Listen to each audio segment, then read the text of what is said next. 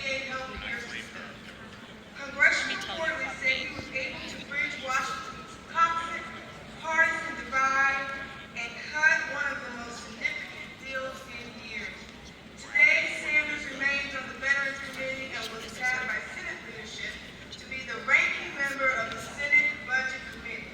He also serves on the Environment and Public Works Committee, where he has focused on global warming and rebuilding our nation's crumbling infrastructure. He is member of the Energy and Natural Resources Committee, where he has championed efforts to transform our energy system from fossil fuels to renewable power, sources like solar and wind. He also sits on the Health, Education, Labor, and Pensions Committee, where he has fought for greater access to affordable health care and improved education programs from pre-K to college. To watch Senator Sanders is to know him, and we have watched him many times in South Carolina. So, no further ado, I'd like to bring before you today Senator Bernie Sanders. Thank you.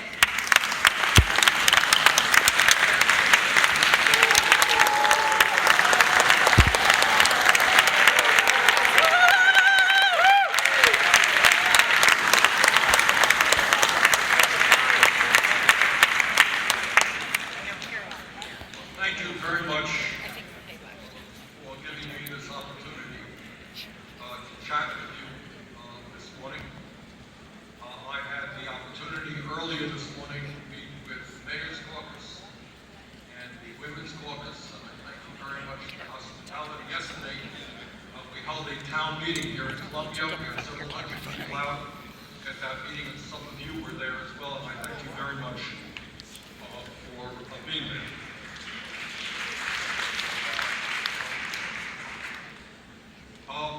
Let me also thank all of you for your involvement in the political process.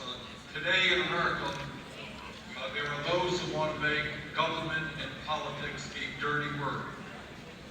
But what you know is that as elected officials, as people who knock on doors, who make phone calls, who get involved in elections, who are fighting for the rights of working people, you are fulfilling the noblest aspirations of what American democracy is supposed to be about. So I thank you very much for that. You don't have to apologize to anybody for your efforts politically. This morning I also want to acknowledge Congressman Jim Clyburn.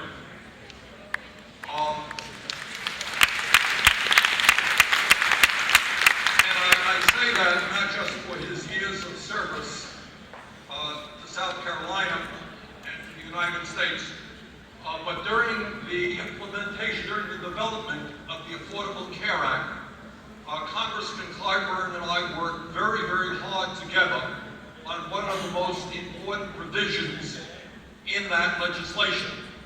And he led the effort in the House, I led the effort in the Senate to put $12 billion of new money into community health centers. And the result of that is that all over America, some 4 million Americans, additional Americans, now have access to high-quality primary health care, dental care, which is a huge crisis in America, low-cost prescription drugs, and mental health counseling. So, Jim Clyburn, thanks very much for your work on that. Back in my home state of Vermont, I am known as a blunt, straight-talking guy, not a warm and fuzzy type. So let me, this morning, be straightforward. And in doing that, what I want to express to you are some ideas that I think relatively few public officials will talk about, and certainly most of the media will not talk about. And here is the simple truth. The truth is that the United States of America today faces more serious problems than we have faced since the Great Depression of the 1930s. And if you throw in the planetary crisis of climate change, in which the scientific community tells us if we do not get our act together shortly, there will be catastrophic problems for our planet. If you throw climate change in fact, these times may be more serious. So it seems to me that in a time when we have such serious problems, we have got to do something that is very rarely done, and that is have a serious discussion about our serious problems. Politics cannot continue to be gossip and 30-second attack ads and long articles about how much money somebody is raising or what the latest poll is. What politics, real politics, is about is nothing different than you walking into a doctor's office when you're ill. You want to know what's going on, and you want to know how you can treat the symptoms. And that's what we need to do in America. What's going on? How do we go forward? So let me, in the time that I have, tell you what I think is going on and what I think we have to do to move away from where we are today. First of all, and most sadly, in terms of economics, the great middle class of this country, which was once the envy of the entire world, has been disappearing for the last 40 years. Despite an explosion of technology, and I want you to think about this, despite all the new gadgets out there, and the robotics and the computers, how does it happen that the average American today is working longer hours for lower wages? How does it happen that in my state of Vermont, and I expect here in South Carolina, you got folks not working one job, but 2 jobs, 3 jobs, trying to cobble together an income and some health care? How does that happen? Now, when you poll people and you ask people out on the street, what are the most important issues to you? They always say it is jobs and the economy, and I'll tell you why they say that. In Washington, official unemployment is 5.5%. But real unemployment, if you include those people who have given up looking for work or who are working part-time when they want to work full-time, is 11%. Youth unemployment, which we never talk about, is 17%. African American youth unemployment is off the charts. And if we don't get our act together, what we're looking at is a black male born today has a 1 in 3 chance of ending up in jail. What a disgrace. So maybe instead of investing in jails, what about investing in education and job training?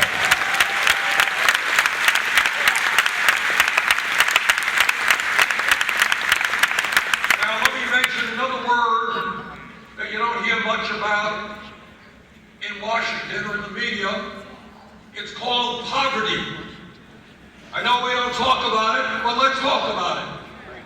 Today we have more people living in poverty than almost any time in the modern history of America. And as we speak, in Vermont, I can tell you, there are working people who are going to the emergency food shelf because they don't earn enough money to feed their families. Disgracefully, the United States of America has today the highest rate of childhood poverty of any major country on earth. And my Republican colleagues who talk about family values go out of their way to cut programs for kids and those people most in need. Today in America, despite the gains of the Affordable Care Act, 35 million Americans still have no health insurance. Many more are underinsured, high co-payments, high deductibles.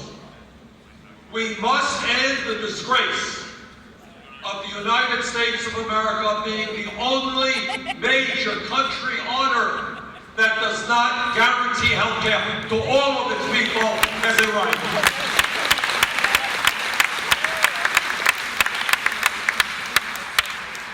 Got a lot of angry people out there.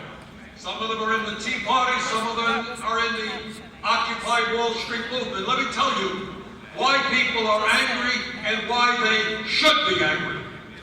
Today, median family income, that family right in the middle of the economy, is earning about $5,000 less after adjusting for inflation than that family earned in 1999. In other words, the middle class of this country is on the move. Problem is, it's moving in the wrong direction. You know why workers are angry? That male worker, that guy right in the middle of the American economy, earned $783 less last year in inflation adjusted for dollars than he did 41 years ago. How does it happen?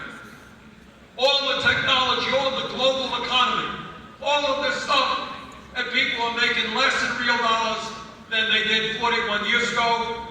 Women are making $1,300 less this year than they did in 2007. Today in America, we have 60,000 fewer factories than we had in 2001, and we have lost millions of decent paying jobs, which is why I have opposed every one of these horrendous trade agreements and will lead the effort against the Trans-Pacific Partnership.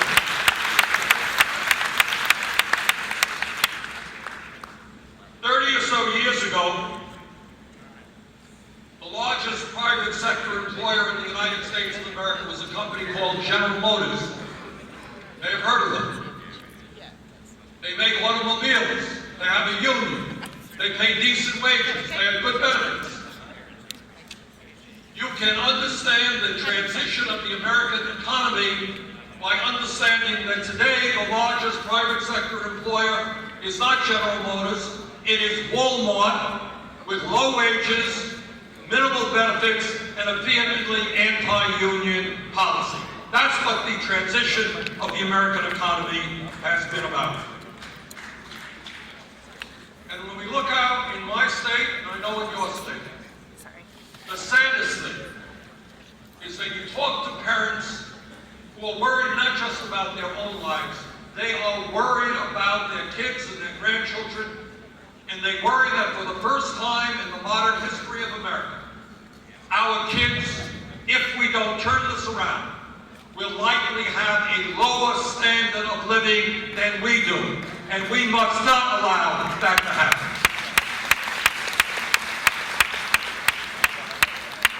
And now I want to touch on an issue that is a sensitive issue. It's one that we don't talk about very much, but it is one that we must talk about, because what the American economy today is about is not just a disappearing middle class, it's not just people working 2 or 3 jobs. There is another phenomenon, and that is that the wealthiest people and the largest corporations are doing phenomenally well and have never had it so good. So this is not an economy in which we're all hurting. It's not like a tornado came through and everybody was impacted. What is happening now is the vast majority of the people are seeing declines in their income. They're worried about how they're going to retire, and yet the people on top of large corporations are doing unbelievably well.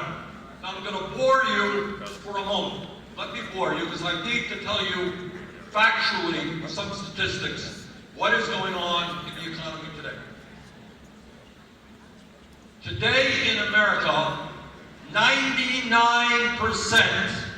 not 50%, not 80%, 99% of all new income being generated is going to the top 1%.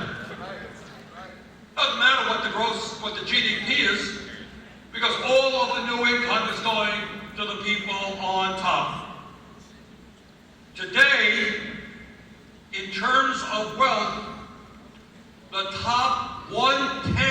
of 1%, not 1%, top 10, 1/10 of 1% owns as much wealth as the bottom 90%. Today, the Walton family who owns Walmart, that one family owns as much wealth as the bottom 42% of the American people. Now listen to this. Forbes magazine recently published this, because they keep track of billionaires.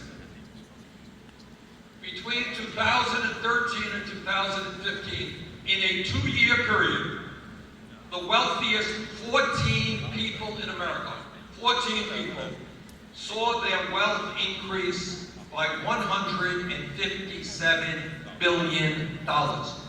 14 people saw an increase in their wealth, which is a higher number than the bottom 40% of the Americans. That's an increase in their wealth. The truth is, my Republican friends, they don't like wealth distribution. We don't want to hear about distribution of wealth. But the truth of the matter is that in the last 30 years, there has been a huge transfer of wealth and redistribution of wealth in America. Problem is, it's gone from the poor and working people to the top 1/10 of 1%. And I'm talking about trillions of dollars. But it's not just individual wealth. What we're seeing is corporations making huge profits, stashing their money in the Cayman Islands and other tax havens, where they don't pay a nickel in federal taxes. Companies making billions, not a penny in federal taxes. You're seeing hedge fund managers. You had 24 hedge fund managers whose income was more than 425,000 public school teachers. And many of these hedge fund managers pay a lower effective tax rates than you. So what we are looking at now is an economy increasingly controlled by a small number of billionaire families. And that's bad. But let me tell you what is even worse. As a result of the disastrous Citizens United Supreme Court decision, which said to the billionaire class, hey, you already own the economy, we are now going to give you the opportunity to own the United States government. And the Koch brothers and other billionaires are jumping into that opportunity. What they are now doing, the Koch brothers, in all likelihood, in this election cycle, will likely spend more money than either the Democratic or Republican Party. And they will be a stronger force than either the Democrat or Republican Party. This is the second wealthiest family in America. You know what their agenda is? Media doesn't talk about it too much.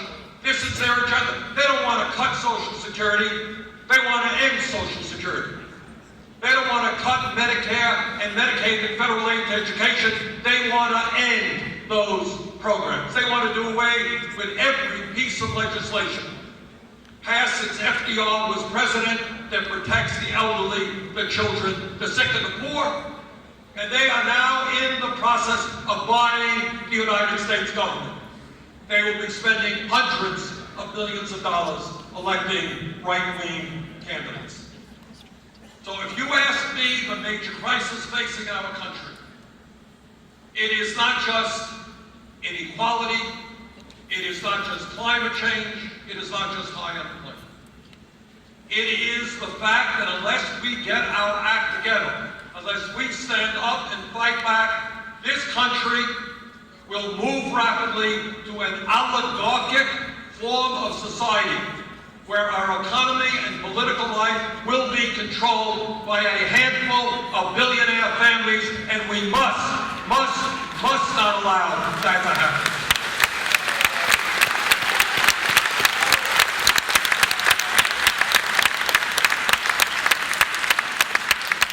Now, what do we do politically? What is our approach?